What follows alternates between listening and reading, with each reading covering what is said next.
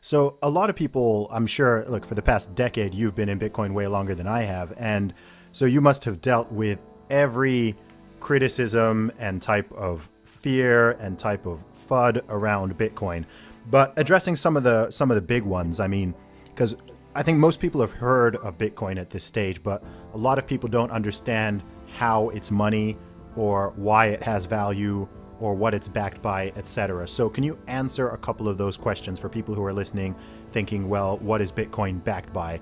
Or Bitcoin is worthless because it's not tangible or nobody uses it, etc. So can you address some of these criticisms just so people can understand it and perhaps even compare it to fiat money like you were doing before? Well, the first question is, what is money? Yeah. That's the first question. So what is money? Asking me, or Yeah. is that Yeah. okay? Yeah. So money is a unit of exchange and or store of value, I would say. So money doesn't have to be money isn't just numbers on a screen or dollars or pounds, etc. Lots of different things can act as money. In the past, people have used gold, people have used beads, people have used seashells, salt, etc. All right, So let me stop you right there. You Okay, said anything can be used as money. People can use anything as money. You just said that, right? well, certainly as yeah, the most Okay. general, as long as Right. a certain group of people within that economy is willing to accept that Right. that's money. People And have you to put said trust that in it. in the past you've used beads, you've used stones, we used gold. They've all been used as money. That's right. And as long as a lot of people use it as money, it becomes money. You just said that, Correct. right? Yep, it's based on trust within a community. Okay. So now we've got a global community of 100 million now using Bitcoin. The first point is that they use it as money. Yeah. So they believe it's money. It is money because people use it as money. And that's the first point. In other words, money is whatever people think it is. Whatever the community decides it is, that's money. We know why gold has became money over time, because it has some great properties in that it has very no entropy, right? I mean, it'll an ounce of gold today will remain an ounce of gold for 100 years or 200 years. It's stable in this sense. It's portable, it's divisible, it's fungible, it's desirable, and it became money, and it pushed out all the other versions of it, like beads or whatever. It's scarce. Gold is scarce, relatively scarce. And so for 5,000 years, people used ultimately gold. Even the central banks that are using fiat money, they do settle between them in gold.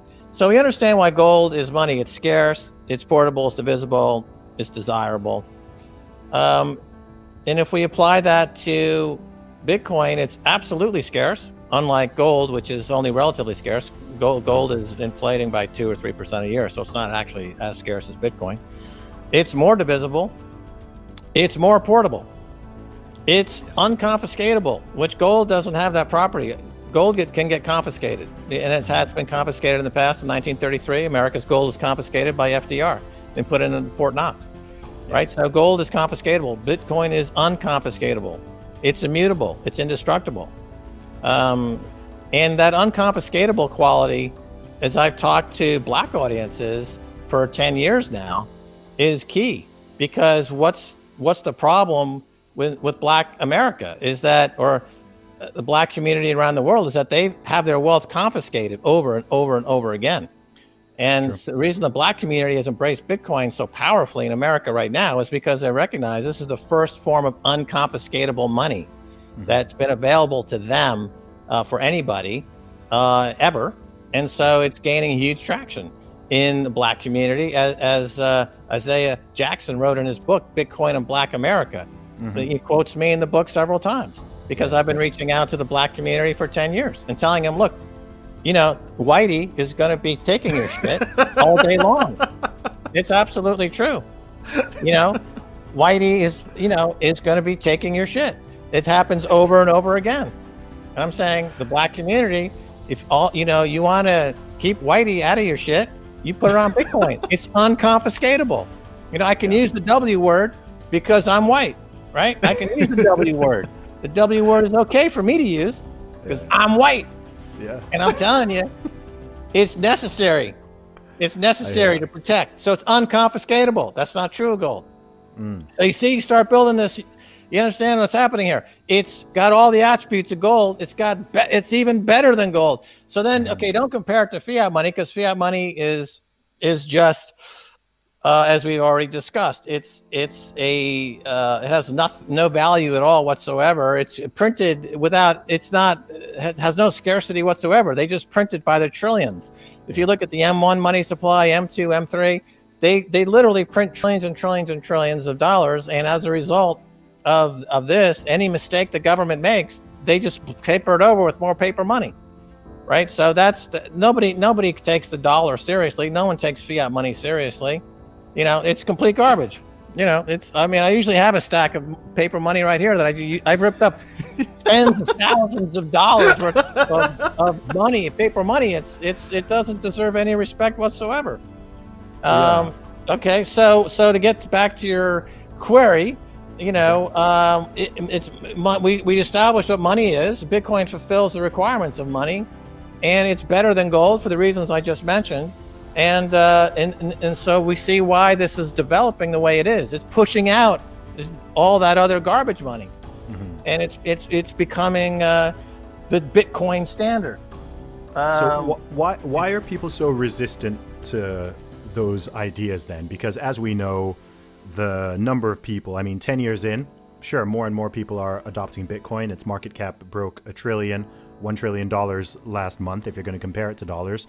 But we're still at a stage where it's really early, right? A lot of people, the vast majority of people don't own any Bitcoin. The vast majority of people don't really understand it. A lot of people don't trust it. A lot of people think governments are going to ban it, etc.